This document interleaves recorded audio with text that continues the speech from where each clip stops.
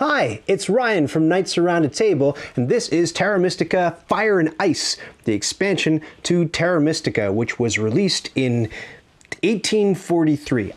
I don't know, it's an old game, and some of you may be thinking, well, there are how to play videos on this game, and there are probably 8 million other unboxings. Why would you watch this guy do it? And the answer is, because you like me. Presumably, I don't know. Terra Mystica, let's talk about it just for a brief sec.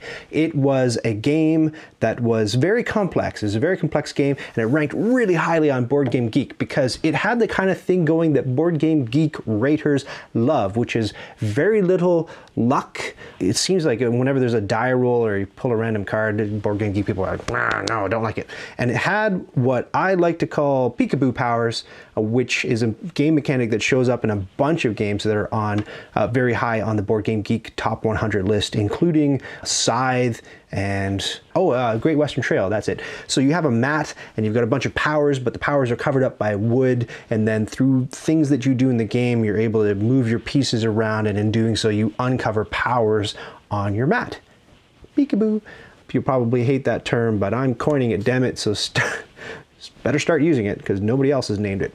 I didn't play a whole lot of Terra Mystica. I really like theme very much, and I found that, I mean, it was a fantasy theme, that's fine, but the theme didn't really sing for me in that game. It was like, oh, I can play nomads. That was also really weird too. You've got witches and ogres and then like Bedouin people from the Saharan desert, and it's like that. I don't know if that really fits with fantasy. I don't know if Middle Easterners are fantasy creatures. That was kind of weird. It was kind of like, oh, I'm gonna play the witches. I didn't really feel like I was playing witches. I felt like I was playing the dark green faction or whatever color it was. It didn't really ooze theme to me. It was a very mechanical game, and it took a very long time to teach.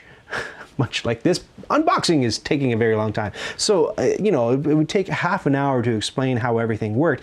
Really, like all of these games, it wasn't really that complicated once you knew what was going on, but just going over all the curb cases and the if you do this, then that happens, it just took a while. So it wasn't endeared to me, but because I am ill, I bought the expansion. I picked this up a long time ago. It's been on my shelf in shrink forever, and like most of the games I unbox, I know almost nothing about it, except that it's going to require a knife.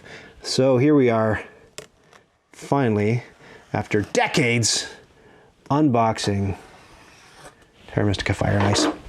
I assume Fire and Ice, we're going to get two new factions, which are Frost Trolls and Irishmen. I don't know what he is. I'm going to make fantasy creatures out of real human beings, you know, as well. Go for the old Irish. Here we are.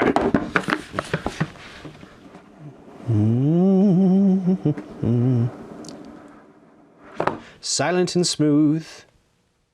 Box fartometer 0.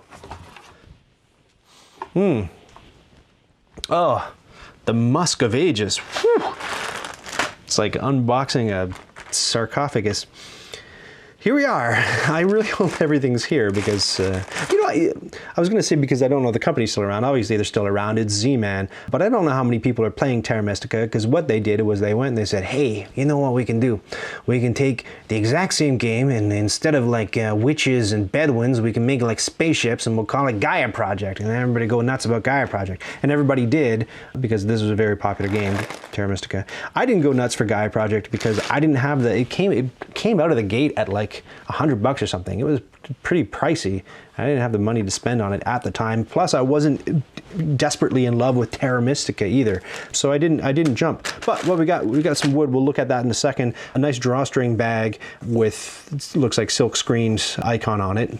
That's fine. I recently unboxed War Chest though, and now if the drawstring bag doesn't have embroidery on it, well, forget it. I'm not playing, because that was crazy. Those bags were amazing.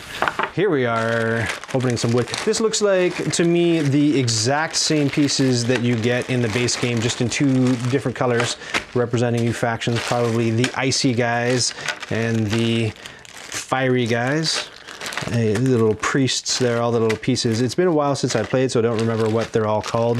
The Doom discs, I think, the cylinders of anguish. I'm not sure. Cathedrals. It's cathedraals. Let's go with cathedrals. Sanctuaries, I think, was one piece. Great. So 2 new faction colors. Instrucciones. These, yes, this is on French, as is required in Canada. And the instructions don't look super thick. 7 pages, kind of dense text though. So just from a cursory glance of the rulebook, it doesn't look like a whole lot has changed. I mean, it might not be fair because I didn't dive deep in, but it looks like there's new factions. So because there are new factions, they kind of have to change up some of the player boards to accommodate those new factions. And the new factions are Guy with Dragons, Irishman, the Frost Queen, Ice Troll, Native Canadians. I don't know, you guys, and stretchy face men. Oh, Daddy, please, can I play the stretchy face men? Finish your homework, Billy. At last, some punchy stuff. Icy punchy stuff, fiery punchy stuff, a token for each faction, including the original ones in the game, a couple new boards. Oh, so maybe there are some new mechanics and some new jazz in here, and a whole new board, because of course this is all about terraforming different hexagons on the board. And so if you have 2 new factions, you're going to need some icy fiery stuff in there. So there's the new board. Without knowing how the game plays, I can't comment at all, but it looks very similar to the old board. Meet the new boss, same as the old boss. These are the different scoring conditions that get dealt out every round. Points track around the edge, and the how you earn points at the end of the game up here. So very, very similar. So it looks like the key to what's new is right here. This is the only, right here in these 2 rings look like the only radically different thing from the base game that it's all broken. So that's what comes in the box. I hope it was elucidating and entertaining, but I sincerely doubt it.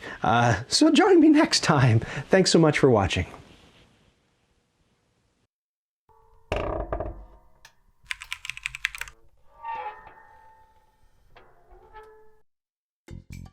Did you just watch that whole thing? Oh, hey, to 100% this video, click the badge to subscribe, and then click the bell to get notifications when I've got new stuff.